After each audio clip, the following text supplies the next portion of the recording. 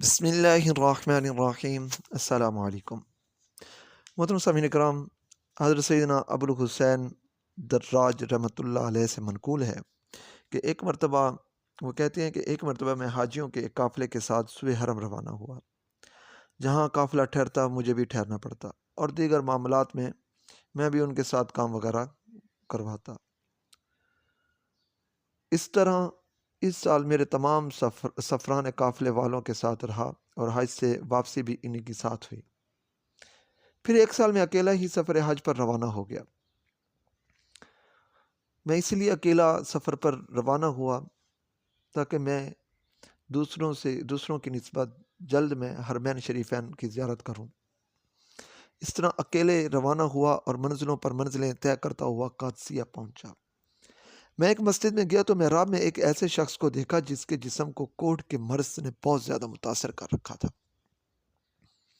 اس نے مجھ کو دیکھ کر سلام کیا اور کہا، اے ابو الحسین، کیا تمہارا حج کا ارادہ ہے؟ مجھے اسے دیکھ کر بہت زیادہ کراہت محسوس ہو رہی تھی۔ اس بات پر بھی غصہ آیا کہ اس نے مجھے مخاطب کیوں کیا۔ میں نے بڑی بے رخی سے کہا، ہاں، میرا حج کا ارادہ ہے۔ اس نے کہا، پھر مجھے بھی اپنا رفیق بنا لیں۔ میں نے دل میں کہا، یہ کیسی مصیبت آ گئی، میں تو تندرست لوگوں کی رفاقت پسند نہیں کرتا، وہاں سے بھاگا ہوں، اکیلے ہی جاؤں، کوئی میرے ساتھ نہ ہو تو اس کوڑھیو بیمار شخص سے واسطہ پڑ گیا۔ میں نے کہا، میں تمہیں اپنے ساتھ نہیں رکھ سکتا۔ پھر اس شخص نے کہا، مہربانی کرو مجھے اپنے ساتھ رکھ لو۔ میں نے اسے جواب دیا، اللہ تبارک و تعالیٰ کی قسم، میں ہرگز تجھے اپنا رفیق نہ بناؤں گا۔ اس نے کہا، اے ابو الحسین، ناتواں اور کمزوروں کو ایسا نوازتا ہے اللہ پاک، طاقتور بھی تعجب کرنے لگتے ہیں۔ میں نے کہا، تمہاری بات ٹھیک ہے، لیکن میں تمہیں اپنے ساتھ نہیں رکھ سکتا۔ عصر کی نماز پڑھ کر میں سفر پر روانہ ہوا۔ صبح ایک بستی میں پہنچا تو اسی شخص سے ملاقات ہوئی۔ اس نے مجھے سلام کیا اور وہی الفاظ کہے، اللہ تبارک و تعالیٰ ضعیف اور ناتواں بندوں کو ایسا نوازتا ہے کہ طاقتور بھی تعجب کرنے لگتے ہیں۔ اس کی یہ بات سن کر میں بڑا حیران ہوا کہ مجھے اس کوڑھی شخص کے بارے میں عجیب و غریب خیال آنے لگے۔ میں وہاں سے اگلی منزل کی طرف جلدی سے روانہ ہوا۔ جب مقام قرا پہنچ کر نماز پڑھنے مسجد میں داخل ہوا تو اسے وہاں بیٹھا ہوا دیکھا۔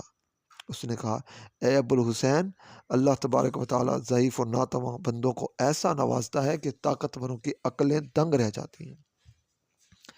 میں فوراً اس کے پاس گیا اور قدموں میں گر کر عرض کی، حضور، میں اللہ تبارک و تعالیٰ سے معافی کا طلبگار ہوں اور آپ سے بھی معافی کی درخواست کرتا ہوں، مجھے معاف فرما دیں۔ اس نے کہا، تجھے کیا ہوا؟ پھر میں نے کہا، مجھ سے غلطی ہو گئی کہ آپ کو اپنے ساتھ نہ رکھا، آپ کرم فرمائیے، مجھے معاف فرما دیں، آپ باخوشی میرے ساتھ سفر کریں۔ پھر اس مجذوم شخص نے کہا، کیا تو نے مجھے اپنے ساتھ نہ رکھنے کی قسم نہ کھائی تھی؟ میں تمہاری قسم نہیں توڑوانا چاہتا۔ میں نے کہا، اچھا پھر اتنا کرم فرمائیے کہ ہر منزل پر اپنا دیدار کرا دیا کریں۔ اس مجذوم شخص نے کہا، ہاں، یہ ہو سکتا ہے، انشاءاللہ تمہاری یہ خواہش پوری ہو جائے گی۔ پھر وہ مجھ سے جدا ہو گیا۔ اللہ تبارک و تعالیٰ کے اس نیک بندے کی برکت سے میرا بھوک و پیاس اور تھکاوٹ کا احساس جاتا رہا۔ جب بھی میں کسی منزل پر ٹھہرتا تو اس نیک بندے کی زیارت کا شوق بڑھ جاتا۔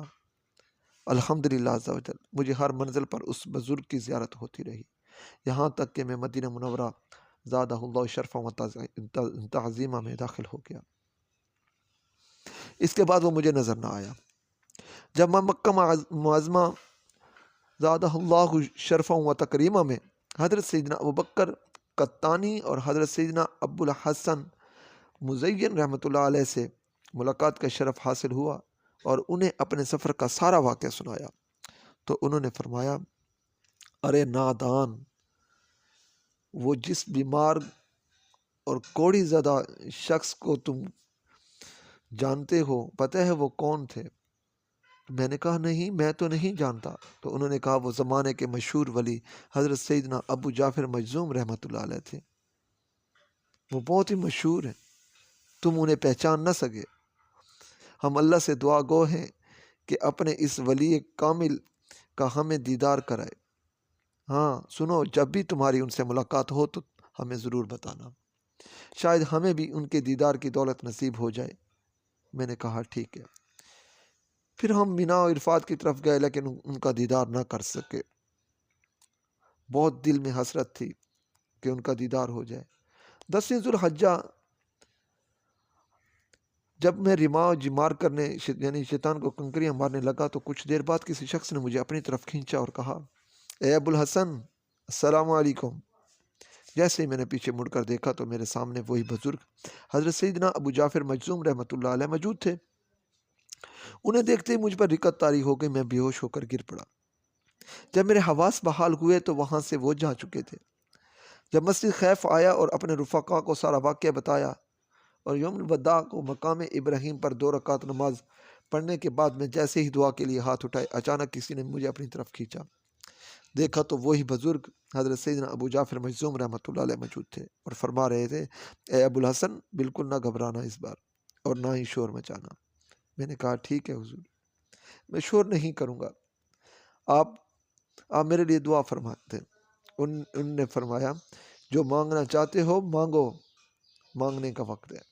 چنانچہ میں نے بارگاہ خداوندی عز و جل میں 3 مرتبہ دعا کی اور انہوں نے میری دعا پر آمین کہا۔ پھر وہ میری نظروں سے اوجھل ہو گئے اور دوبارہ نظر نہ آئے۔ جب مجھ سے کسی نے میری 3 دعاؤں کے متعلق پوچھا تو میں نے بتایا، میری پہلی دعا یہ تھی کہ اے میرے پاک پروردگار عز و جل، میرے نزدیک فقر کو ایسا محبوب بنا دے کہ دنیا میں مجھے اس سے زیادہ محبوب کوئی شے نہ ہو۔ اور دوسری یہ تھی کہ مجھے ایسا نہ بنانا کہ میری کوئی رات اس حالت میں گزرے کہ مجھے صبح کی فکر ہو کہ صبح کے لیے کوئی چیز ذخیرہ کر رکھی ہو۔ اور پھر ایسا ہی ہوا، کئی سال گزر گئے لیکن میں نے کوئی چیز اپنے پاس ذخیرہ کر کے نہ رکھی، اور فقر سے بھی ایسی ہی محبت ہو گئی۔ تیسری دعا یہ تھی کہ اے میرے پروردگار عز و جل، جب تو اپنے اولیاء کرام علی رحمت اللہ رحمان کو اپنے دیدار کی دولت عظمت سے مشرف فرمائے تو مجھے بھی ان اولیاء کرام رحمہ اللہ تعالی میں شامل فرما لینا۔ مجھے پاک پروردگار عز و جل سے امید ہے کہ میری ان دعاؤں کو ضرور پورا فرمائے گا، کیونکہ ان پر ایک ولی کامل نے آمین کہا تھا۔ محترم سامعین کرام، اللہ تبارک و تعالیٰ بے نیاز ہے اور اپنے اولیاء کرام کو جس حال میں چاہے رکھے، چاہے تو ایسا مشہور فرمائے کہ 4 دانگ عالم میں ان کی ولایت کے ڈنکے بجنے لگے، یعنی کہ تمام عالم میں ان کی مشہوری ہو جائے، چاہے تو ایسا پوشیدہ رکھے کہ بالکل قریب رہنے والا بھی نہ پہچان سکے، بلکہ عام لوگ ان کو حقارت بھری نظروں سے دیکھیں اور اپنے ساتھ رکھنا بھی پسند نہ کریں۔ وہ خالق کائنات عز و جل اپنے نیک بندوں کو جس حال میں بھی رکھے وہ اس سے خوش رہتے ہیں، کبھی حرف شکایت لب پر نہیں لاتے۔ ہمیں چاہیے کہ ہم کسی بھی مسلمان کو حقیر نہ سمجھیں۔ نہیں معلوم اللہ تبارک تعالیٰ کی بارگاہ میں کس کا کیا مقام ہے۔ بعض پر گندہ حال، بکھرے بالوں والے، بظاہر کچھ بھی نظر نہ آنے والے بھی اس مقام پر فائز ہوتے ہیں کہ اللہ رب العزت ان کے منہ سے نکلی ہوئی بات کو رد نہیں فرماتا۔ ان کے خالی ہاتھوں میں دین و دنیا کی دولت ہوتی ہے، اور جو ان سے عقیدت رکھتا ہے اسے بہت کچھ مل جاتا ہے، بلا شبہ وہ گڈڑی میں لال ہوتے ہیں۔